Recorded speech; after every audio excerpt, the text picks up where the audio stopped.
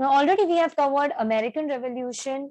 The next important topic from the exam perspective is French Revolution. So it is considered to be a landmark event in the history of Europe. Okay, so this revolution, it started in 1789, and yes, American Revolution had a great influence over France, and as a result we see that after American Revolution, so mainly American Revolution triggered a revolution in France, and yet there were other important factors as well, but this is also considered to be one of the important factors into resulting into a revolution in France. Okay, so French Revolution started in 1789, considered to be a very significant landmark event in the history of Europe. Now we see the French society. Okay, up till the French Revolution, France was ruled by monarchs. So it was monarchy which was prevalent form of government in France.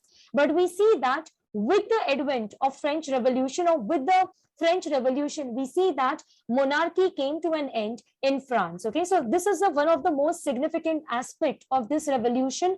It resulted into end of monarchy in France. Second thing, if you know that the French society, it was based on privileges by birth.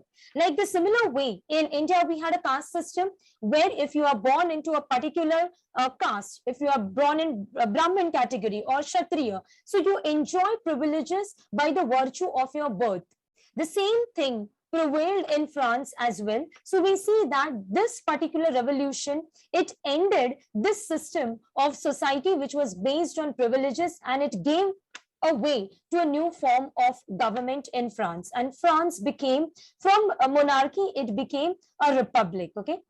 The next important factor of the French Revolution is Declaration of the Rights of Man. Okay, so Declaration of Rights of Man, it's a very important document which emerged from French Revolution. If you know that during American Revolution, we had seen a similar document, Declaration of American Independence. The document was drafted by Thomas Jefferson. So French people, philosophers were quite inspired by American Revolution and that American document. So on the similar lines, we see a document being published in France, that is Declaration of the Rights of Man. And one of the most important aspects of the French Revolution is the emergence of the noble ideas of liberty, equality, and fraternity, which we find incorporated in majority of the constitutions of the world. So these ideas, they emerge from this revolution. So these three ideas are the ideas which guided the modern age that emerged from the French Revolution. Apart from that, the notions of equality, the notions of freedom that emerged from the French Revolution, these are the extremely important ideas for which French Revolution is extremely regarded. Fine. So this is about the introductory part. We'll begin. Any doubt about the introductory part of this French Revolution? Any issue? All right, so we shall proceed with the main topic, that is the causes of the revolution. Okay, so when we talk about the causes of the French Revolution, so we will be broadly discussing the four important causes: political causes, economic causes, social causes, and the role of thinkers, that is the ideological causes that also played a very important role in this revolution. So we'll begin with the very first cause, that is a political cause. So France was basically ruled by monarchs. Okay, so these monarchs, they belong to a dynasty or a family. The name of the family was Bourbon family. So whenever a king used to be to come to the throne, so that king, he belonged to this one particular family only, that is a Bourbon family. Was the family from which kings used to be nominated to the French throne. Okay, so in 1774, when this revolution took place, at that time the king of France was Louis XVI. Okay, so Louis XVI, he was the king of the Bourbon family of kings, and he ascended the throne of France during the time of the French Revolution in 1774. Now, Louis XVI had married an Austrian princess. So she was Marie Antoinette. So he was 20 years old, and at that time he married Marie Antoinette. She was an Austrian princess. Now, both this husband-wife, they practice absolute form of monarchy. Absolute form of monarchy, where they believed in the concept of divine monarchy.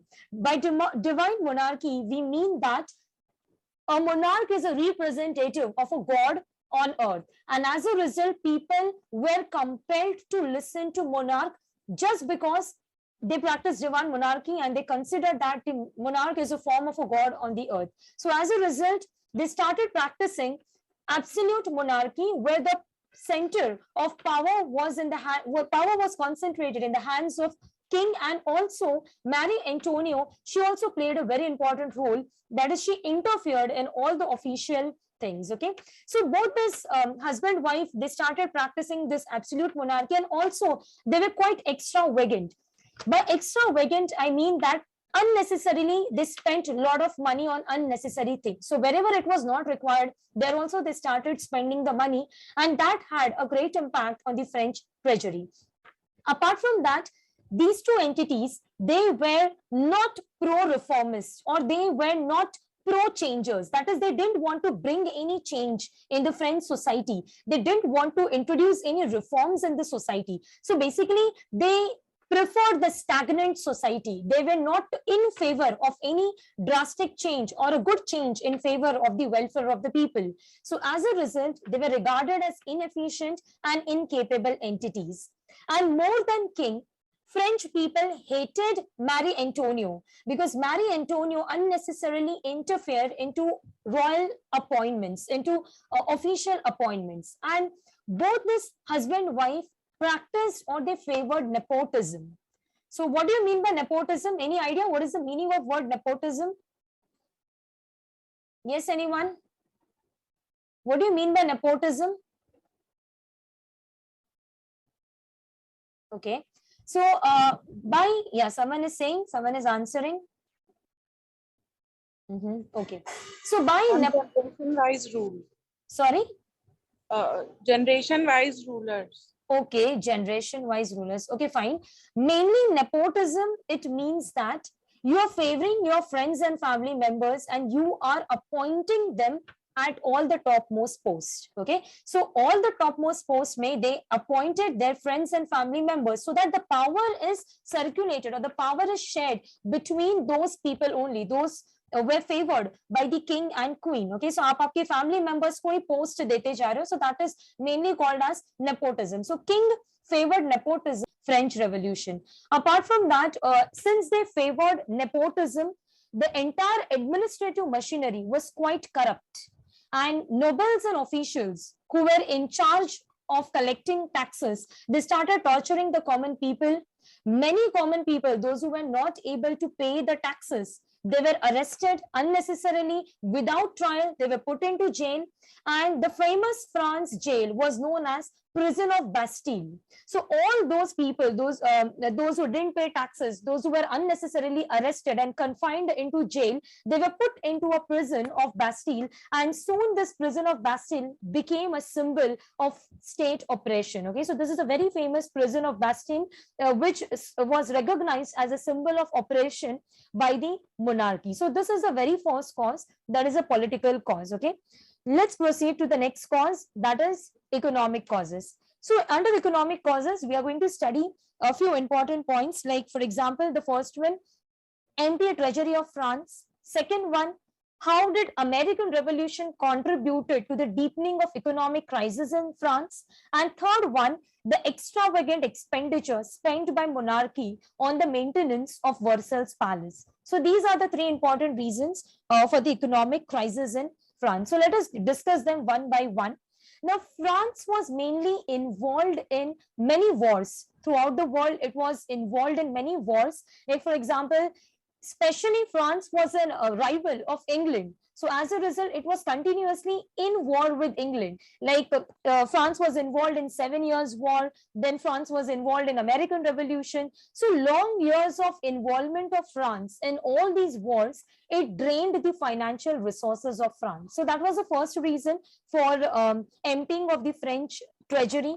Second thing, maintenance of Versailles Palace. So Versailles Palace was quite a big, very big and very royal palace, and a lot of money was being unnecessarily spent on the maintenance of this Versailles Palace. Okay, so this also added to the cost, that is the maintenance of the Versailles Palace. Then the third important reason, which we have already seen in the American Revolution, that France sidelined with the 13 American colonies. So under Louis XVI, French monarch, France took a decision that we will be supporting the 13 American colonies to gain its independence from their common enemy, Britain. So Britain was a common enemy of 13 American colonies, and also Britain was the enemy of France. So as a result, Louis XVI decided we will support these 13 colonies to gain their independence, and that further added to the financial crisis in France. So we see that at that time, in order to support this American Revolution, French government had taken a loan. And by this time, we see that at the end of the American Revolution, France का जो loan था, it had risen to more than 2 billion livres. It was a French currency. So the loan was more than 2 billion livres. And those who had credited the loan, so lenders who gave the loan to the state, French monarchy, now they started charging very high interest rate, around 10% of the interest rate on the loans. So the issue was that whatever taxes that was collected by the French government, जो भी budget में पैसा आता था, majority of the money was now spent on interest payment. Okay, so whatever loan was taken, usko repayment करने के लिए the majority of the money was spent. Apart from this, a major portion of the money was spent to meet the regular expenses of the court, maintaining of an army, so army ka maintenance, running the government offices, universities. So because of all these things, in order to fulfill all this expenditure, French government was forced to increase the taxation. And we'll see that mainly the taxation system was done, it was devised in such a way that the entire burden of the taxation, it fall on the hands of, it fall on the shoulders of the lower caste people, the common people of the France. So this resulted into economic crisis in France, and this is considered to be one of the most important reasons for the French Revolution. Okay, so economic crisis, mainly we discussed under three heads. First of all, because of the French involvement in the wars across the world, it resulted into emptying of the French treasury. Second thing, we saw that how this economic crisis were deepened by French involvement in the American Revolution. So we saw that since Louis XVI, he decided to support American colonies. So that further deepened the French economic crisis. And the last and yet another important reason, extravagant expenditure, that is unnecessary expenditure being spent on the maintenance of the Versailles Palace. So all these points we saw, loan went to increase more than 2 billion livres. Lenders started charging more and more interest rate. And as a result, the major chunk of the French budget was spent on the repayment of this interest. Okay, so this was the economic causes. Any doubt up till now? Yes, any issues up till now? Lena, Olivia? No, ma'am. All right, fine. Let's proceed with the third and important cause, that is called as a social cause. Okay, so this is very much important because a French Revolution, it abandoned this, or it completely ended this particular feudal system which existed in France. Okay, so what is this feudal system that existed in France? So French society in the 18th century, it was divided into classes, and there the classes were known as estates. So here we had caste system in India. On the similar lines, in France we had estate system. So only the members of the third estate were made to pay the taxes. So this system, which was prevalent in France, which it was called as a feudal system, and in some writers also refer to this system as the old regime. So old regime is the word which is used to describe the French society and the French institutions before the French Revolution of 1789. Now let us try to understand how was the French society structured. So French society had three estates: first estate, second estate, and the third estate. When we talk about the, and king was separate. Okay, so first estate, so king was at the top, he was the at the topmost position. Then we had the first estate. So first estate included clergymen. Now clergymen means church के जो लोग होते थे, they were put into this category. And at that time, clergymen commanded great respect in entire Europe, right? Pope and the clergymen, they had a great respect in European society, and as a result, they played a very dominant role in the French society as well. So first estate was dominated by clergymen, that is the people of church. Second estate was dominated by nobility. So those who were the nobles, officials in the French court, all these were categorized into second estate. And the third estate included rest of the population. Now, third estate was a mixture of upper class, upper middle class people, and also the lowermost sections of the society. So it was a mixture. By this I mean it included big businessmen, merchants, court officials, like not the topmost court officials, at the lower position, clerks and all, and the lawyers. Okay, so these were a part of third estate, and these were well-off people. So these people were called as bourgeois.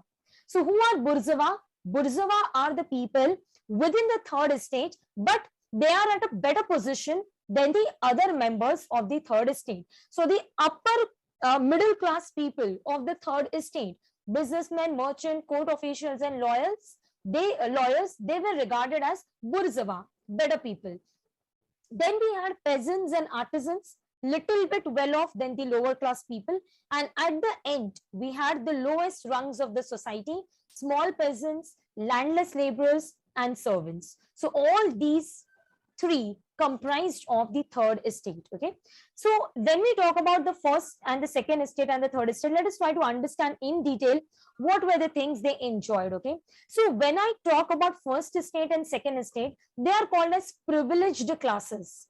Why they are called as privileged classes? Because they enjoyed certain privileges by the virtue of their birth. Okay, on the other hand, the third estate people, they are called as unprivileged classes. So sometimes French Revolution is also referred to as a revolution between privileged and unprivileged, or a revolution by unprivileged people against the privileged people. Now, what were these privileges? So let us try to understand, first of all, the population. So first estate, it hardly had 1,30,000 people. Okay, so first estate may only 1,30,000 people were there. And who were there? These were the people of church, clergymen were there. And these people enjoyed all the privileges. That is, collected the tithe. Now, what do you mean by tithe? So at that time, apart from the tax collected by the king, even church के जो लोग होते थे, my voice is breaking. Not audible properly. Just a second, I'll just check with the connection.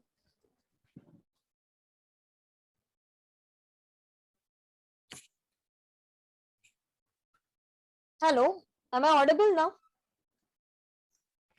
Yes, ma'am. Okay, all right. So first estate, 1,30,000 people were there, and who were there? High-ranking clergymen collected the tithe. Yeah, so we were discussing tithe. Now, what do you mean by tithe? Tithe means taxes collected by church for the maintenance of the church. Okay, so church के लोग अपने maintenance के लिए, like जो clergymen होते थे, उनके daily expenses के लिए, they used to charge a separate tax from the common people, and that was called as tithe. So this was collected by the clergymen, that is the people of the first estate. Even they censored this press. That is, if anything has to be published in France, any newspaper, any magazine, first of all, the copy had to be given to the clergymen. Then and then only it could be published. They controlled the education system. All the records were maintained by them. Birth record, death record, marriage certificates were also issued by them. And like the main state religion was under their control, because they were the clergymen. Apart from that, they owned 20% of the land in France. When we talk about exemptions, they paid no taxes, and they were just subjected to the church law, not to the civil law. Okay, since they were the clergymen, they had to just abide by the norms of the church. No other law, nothing, no, not to pay any taxes. So they enjoyed these privileges. Burdens, just a moral obligation was there, and they supported the monarch and the old regime. That is, this entire system, okay, was supported by them. Now coming to the next estate, that is the second estate. So second estate, when we talk about, it contained 1,10,000 was the population. Just a second, I'll switch my network. Just a second.